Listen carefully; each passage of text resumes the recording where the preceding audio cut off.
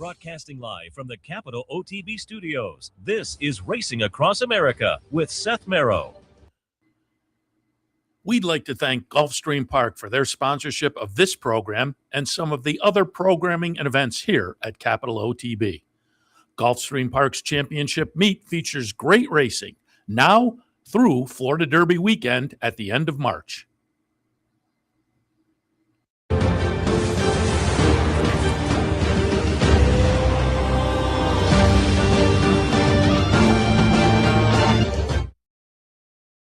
Edition of Racing Across America, Thursday morning. Seth Merrow in the studio. Thanks for joining us. We'll have a weekday edition to do a little preview and some reviews, some stakes action and whatnot. This morning, I'm going to take a look at news that came out over the weekend, Sunday, the Eclipse finalists. We'll take a look at the horses that are up for the Eclipse Awards, which will be awarded on Thursday, January 22nd, leading into Pegasus weekend down in Florida.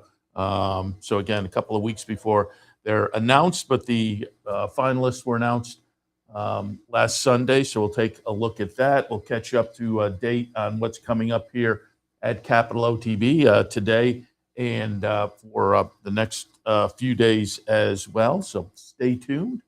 Weekday edition of Racing Across America. Again, Eclipse Awards announced in a couple of weeks, and the finalists were announced on the weekend. It was, for the most part, I'm a voter, and I think everybody was in the same. And some folks have put out their ballots on Twitter, where there were some slam dunks, and then there were some categories that were a little more wide open, albeit I think wide open with the same 3 or maybe 4. Choices. It seemed like everybody's ballot was pretty similar as far as the top 3 broke down. And if you're not familiar with the way the voting works for the Eclipse Awards, you get a ballot, you send in your top 3 in each category. Only the top vote counts towards the Eclipse Award. There's a weighted, I think it's 10 points to the top 5, second, 1/3, I think, but there's a weighted system as far as deciding the finalists. And I think that system is in place. So if there is an actual slam dunk category where everybody is in agreement, you still wind up with 3 finalists. So again, only the top vote counts towards the actual Eclipse Award, but you put 3 on so that they can come up and come up logically with 3 finalists in every category for the award itself and awards night and whatnot. That's how it works. Let's get into it and pop down the list here, and we'll kick things off in the 2-year-old male category. And this is, to me, was one of the slam dunk categories. Ted Naufy being, I would think, the very likely winner. And again, looking at some of the ballots that were put out there, Ted Naufy, 4 for 4. That included a couple of wins up at Saratoga to start the career, maiden special, and then right up the maiden special, dusts the field in the hopeful, goes down to Keeneland, stretches out to 2 turns, wins the Breeders' Futurity, and then goes to the Breeders' Cup Juvenile. We'll take a look at the stretch run to that Breeders' Cup Juvenile. This made Ted Naufy's record 4 for 4. 3 of those Grade 1 victories. So a nice performance in the Breeders' Cup Juvenile for Ted Naufy at Del Mar back in October. And again, I think we have a replay of Ted Naufy, or maybe I didn't call for the replay. Yeah, I put it down a little bit further.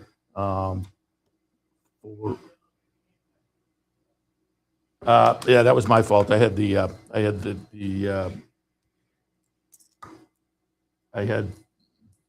a different order on my script, but there we go. There is Ted Naufy getting it done again in the Breeders' Cup Juvenile. Nice performance there, as I say, to run the record to 4 for 4. The other finalists in there were Brandt and Gestad. On my ballot, I had Brandt, and I put Napoleon Solo on 2 for 2, and the winner of the Champagne. It's going to be interested to see what Napoleon Solo does going forward. But again, once you got past Ted Noffe, you were just kind of putting votes down for who's going to wind up, on the podium or in the audience for the second and third. Because again, I think this is one of the slam dunks. Ted Noffe, 4 for 4. And again, we will see, now as these horses become 3-year-olds or have become 3-year-olds, it's going to be interesting to see some of the Derby lists, because you would have to think Ted Noffe, couple of grade ones around 2 turns already, is going to take a lot of action. But as I say, Napoleon Solo,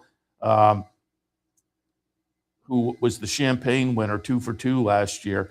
Paladin, I think, is going to be interesting as the Remsen winner. Again, when you start to look at these Derby lists, and then it all start to sort out over the next few weeks as well, as some of these horses come back to the track and perform as 3-year-olds. We'll start to define them a little bit more. But the Eclipse, based on the 2-year-old season, again, Ted Noffe looks like the kind of slam dunk there. 2-year-old filly side of things, the finalists were Cy-Fair, Explora, and Super Corregidor. Again, I would have to think this is going to be kind of a slam dunk with Super Corregidor, likely to be the one to take the action off the Breeders' Cup performance. Explora had a pretty good career and was the favorite in the Breeders' Cup Juvenile Filly, but wound up second behind Super Corregidor. So again, I think that one gets it. Cy-Fair had a good season, 3 for 4 with the second place finish for George Weaver, but they were all turf sprints. So, I get it that she made the finalist list. I kind of get it. I was Super Corregidor. I had Cy-Fair in there as well, and Explora in the 3rd spot. As I say, I get it in that it was a good career. And in the Breeders' Cup Juvenile in the Breeders' Cup, I'm being told that was the wrong. Yeah, there. Okay, there we go. There is.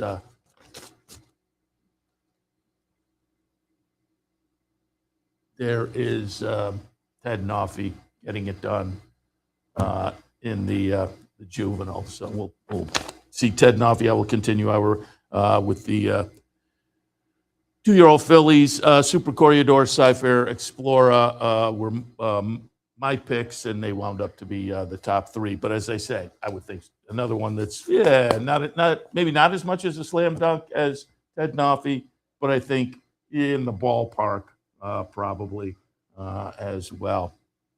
On the 3-year-old male side, that is another slam dunk, obviously. On the 3-year-old male side, it's going to be Sovereignty, who probably also winds up Horse of the Year, given how the things played out in the Breeders' Cup Classic. But Sovereignty, hard to knock the season. 6 starts, 5 wins, and a second-place finish. Second-place finish was up against it on track a little bit behind Pan Street in the Florida Derby, but ran a good second. I thought off of that second was set up to run well in the Derby. I was very happy with the 7-1 price in the Derby victory. Then sat out the Preakness, came back, won the Belmont Stakes up at Saratoga, won the Jim Dandy. Wasn't as dominant in the Jim Dandy as we might have anticipated, but they had bigger fish to fry in the Travers and won that very easily. So again, 5 for 6, 3 grade ones, a second in the Florida Derby, another grade 1. So that one was kind of logical, and we wind up with Sovereignty, Journalism, Baeza. Those are the 3 I put out as finalists. Those are the 3 I put on mine. They were the top 3-year-olds throughout the season. And, looking at the list, there were a couple others that were maybe a little bit interesting, but it seemed like stick with the 3 that were the players all year long, and they made the list, the finalist list, understandably, given what they had shown earlier. 3-year-old fillies. This one's going to be interesting to see how it plays out because the finalist, Good Cheer, Nitrogen, She's So Spicy. She's So Spicy is kind of interesting, albeit turf sprinting. So I'm going to be interested to see, how it plays out. And again, I'm talking 3-year-old fillies right now. Going to be interesting to see how that plays out with the final voting. But Nitrogen, to me, had the very good season. And again, I'm talking about the 3-year-old fillies now. Nitrogen had a very good season, turf and dirt, wound up second in the Breeders' Cup distaff behind Scylla. And I think had a season that was good enough. Again, fellas, talking about the 3-year-old fillies.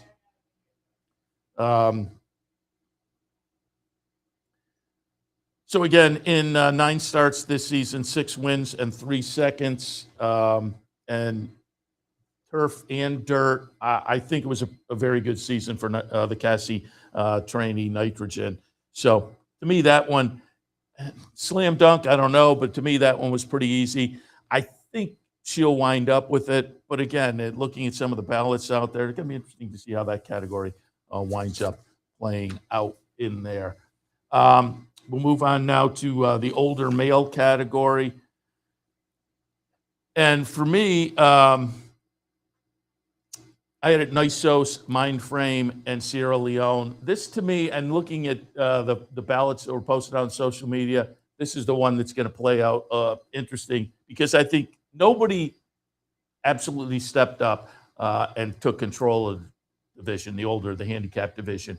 I said after last year when the 3-year-olds became olders, at the end of the 3-year-old season last year or 2024 into 2025, it looked like it was going to be a good handicap division with those 3-year-olds becoming very good at the end of that 2024 season.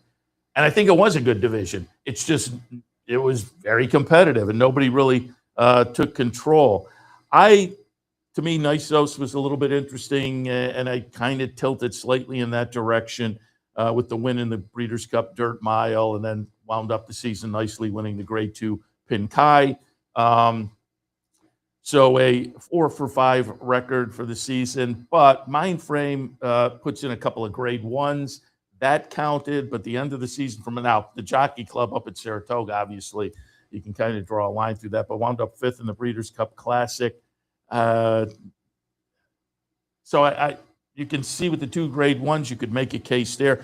Forever Young is the interesting horse. For me, I feel like got to have a couple of starts in the United States. Now, that said, Forever Young winds up being Horse of the Year in Japan, and that to me is, well, it's kind of interesting. That to me is more proper because the Eclipse Awards are North American awards, right? And so I think we honor ours. And if somebody comes over for 1 start, I have trouble pulling the trigger. But as I say, it seems more proper that he's the Japanese Horse of the Year, except he only had 1 start in Japan, and it was kind of a minor stake that was a prep for the Breeders' Cup Classic. It's hard to knock, though. He went over to Saudi Arabia, won the Saudi Cup, then ran 3rd in the Dubai World Cup, then laid off from that start in April until October when he won the little stake over in Japan, and then he comes over and wins the Breeders' Cup Classic. He's a phenomenal horse. But again, on the record, the 1 start in the United States, couldn't pull the trigger. So to me, Nisos was interesting. But it's going to be that category will definitely be interesting to see when they actually open up the envelope. Older females, the finalists Scylla, Splendora, and Torpedo Anna. I have a feeling, and again, looking at the ballots out there, Torpedo Anna probably winds up getting it. The season wasn't as spectacular as the 3-year-old season. It was still pretty good, though. Started the season out winning the Azeri, then wins the Grade 1 Apple Blossom, 7th in the La Troyenne, comes back in the Fleur de Lis, Grade 2, wins that, just gets up over Darth Vader in the Personal Ensign, a Grade 1 up at Saratoga, and 4th in the Spinster. But again, you have a couple of grade ones, and there was nobody else in there. Scylla was the one you would look at winning the Breeders' Cup Distaff, but that was her only victory of the year. So again, I think it probably tilts towards Torpedo Anna in there. And so again, that to me, not necessarily a slam dunk, because I think some people will look at the Breeders' Cup as the championship event and tilt in that direction. But I have a feeling Torpedo Anna will be, a fairly easy winner. Let's put it that way. Male sprint, and I think we have a replay here of the Forego, the direction I turned in here. The finalists, Ben Tornado, Bookham Dano, and Nisos. I went with Bookham Dano. Another category that I think is going to be interesting, because Ben Tornado was clearly impressive, very impressive in the Breeders' Cup Sprint. But as we see here, it's going to be Bookham Dano getting it done in the Forego to complete just a kind of a crazy season up at Saratoga this year. The Belmont Stakes weekend won the Grade 2 True North, then won the Grade 2 Vanderbilt in July, and then came back for that Grade 1 victory in the Forego. So 4 wins and 5 starts. They bypassed the Breeders' Cup, which you have to kind of consider. But again, and given that, and that Ben Tornado did so well in the Breeders' Cup, but Ben Tornado wins a minor stake at Churchill in September, and then wins the Breeders' Cup Sprint. 2 starts for the season. Listen, I'm not arguing if somebody puts him on top, but I tilted towards Bookham Dano over Ben Tornado. Again, you win 3 graded stakes up at Saratoga in a year. That is notable. So another category, it's going to be a little bit interesting to see how it shakes out. Finalists for the female sprinters: Copian, She's So Spicy, Splendora. I went She's So Spicy over Splendora, and then used Hope Road. Copian, very talented early on, wins a stake at Santa Anita, wins a Grade 1 at Churchill, but then wound up the season a couple of second-place finishes and 5th, facing the boys in the Breeders' Cup Sprint. So Copian, to me, interesting, but didn't make my ballot on that. And as I say, She's So Spicy, to me, is a little bit funny with turf sprints, but I tilted in that direction. 5 wins and 7 starts, including the Grade 1 Breeders' Cup Turf Sprint. And so She's So Spicy on top for me in the filly and mare sprint category. Again, with a superior record, but it was turf sprinting. So again, another one I think is going to be kind of interesting. But looking at some of the ballots, She's So Spicy was intriguing. Again, regardless, as there wasn't another one that was pulling you definitively in that direction. That again, Splendora is likely to get some action too, having won the Breeders' Cup filly and mare sprint. But She's So Spicy winning a Breeders' Cup race against the boys attracted a little more attention for me. Male turf,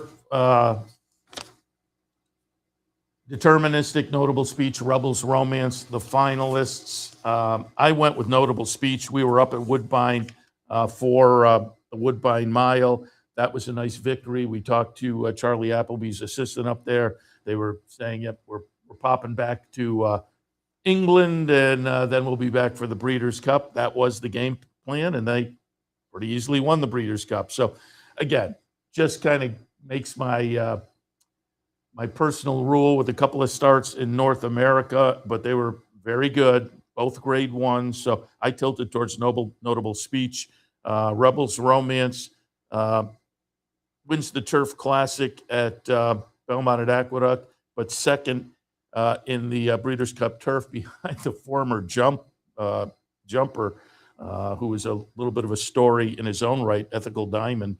And then deterministic was very interesting for Miguel Clement. 3 wins in 4 starts this season, and 2 of those wins were grade 1s, the Manhattan and the 4-star Dave. Could make a case there as well. I went with notable speech, and I have a feeling that that's the way the voters will go. I have a feeling, but I don't know whether that's going to be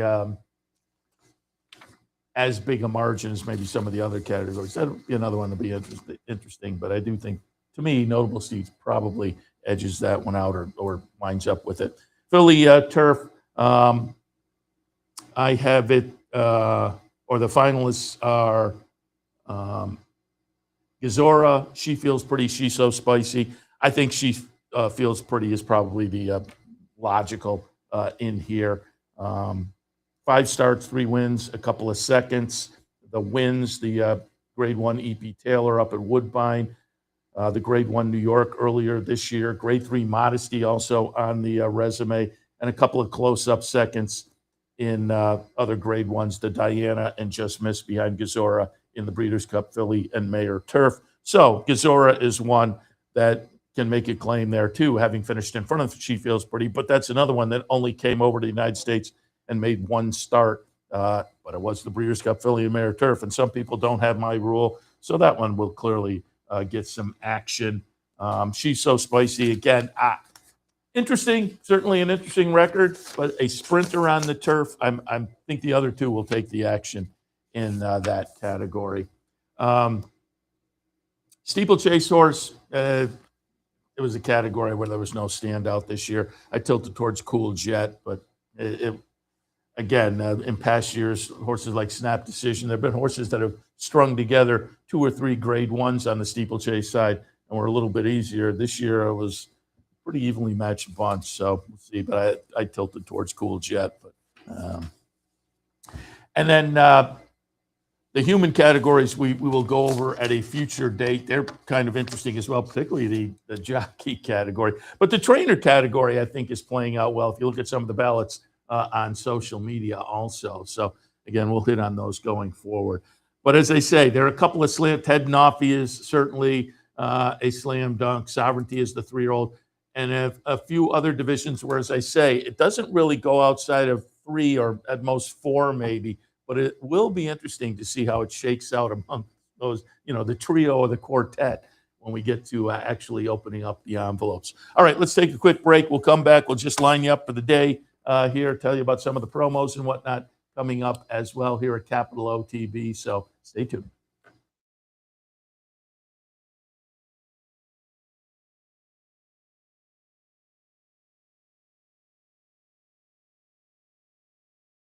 World's best horses, trainers, and jockeys as they compete over the Hallandale Beach Oval all season long. Take your experience up a notch and join us in 10 Palms Restaurant with unbeatable track views, outstanding dining, and convenient wagering options. For reservations, event schedules, tickets, and more, head to GulfstreamPark.com. Think horse racing is too complicated? Think again. And they're off. Every pro was a newbie once. Meet DRF Newbie, the mobile tool loaded with daily racing form data and the power of DRF AI. Get the insights you need fast so you can play smarter and feel more confident. DRF Newbie, horse racing made simple. Try it free today. Visit newbie.drf.com.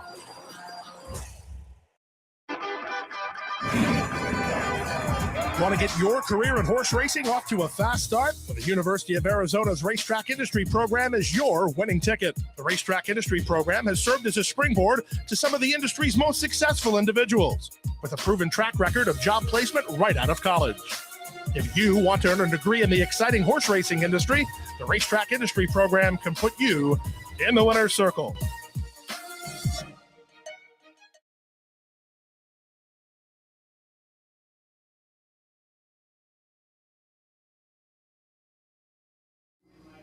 Welcome back. Today, Capital OTB, I'll be, or I have looked, if you pull up the one sheet today, we have a little Fairgrounds and Gulfstream. With the holiday week, New York comes back in the mix tomorrow, but on the one sheet again, some Fairgrounds, some Gulfstream. Also here on the network today, Mahoning Valley canceled for today. I think it was a weather issue, but we have Monticello will be in the mix. Turfway, Flamborough, Dover Downs, Miami Valley, all on network going into this evening. And again, Gulfstream and Fairgrounds in the afternoon as well. Don't forget, coming up over the next few days here at Capital OTB. Tomorrow, the Bounty Bet returns. It'll be the late pick 5 at Aqueduct. Play that with your Capital OTB bet account. You're in for a shot at that nice bounty. So keep that in mind. That is tomorrow. Saturday should be a lot of fun. Fan Appreciation Day at Uncle Sam Lane's in Troy. Fan Appreciation Day, always some food. You get some free stuff, some vouchers, PPs, and there's always a contest where you can win a little extra something. That'll be Saturday at Uncle Sam Lane's in Troy. If you're a patron out there, stop by so we can say thank you to you. And Saturday here at the Clubhouse Racebook, $1,100 up for grabs in the King of the Hill contest. It continues. Nobody hit it last week again. And as I say, it's a very doable contest. First couple of races, you have to finish in the top 4 with your pick. Next couple of races, the top 3. Then you have to be in the top 2. Final race of the afternoon, you have to have the winner. But it's very doable. And if you do it, you can walk away with $1,100 on Saturday. That happens right here, Clubhouse Racebook, 711 Central Avenue in Albany. All right, I'm going to wrap things up for this weekday edition of Racing Across America, where we took a look at the Eclipse finalists that were announced just a few days ago. And again, January 22nd, we will know who picks up the Eclipse Awards. And as I say, some of those categories are going to be fun to follow. We'll touch on some of the human finalists over the next couple of days as well as we head into the weekend. But otherwise, we head into the afternoon, a Thursday afternoon with some fun racing. Enjoy it all. Good luck. Stay tuned. We'll see you again.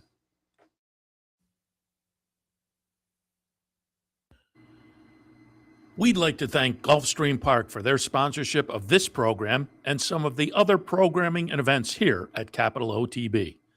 Gulfstream Park's championship meet features great racing now through Florida Derby weekend at the end of March. You're watching OTB TV, a service of Capital Off-Track Betting.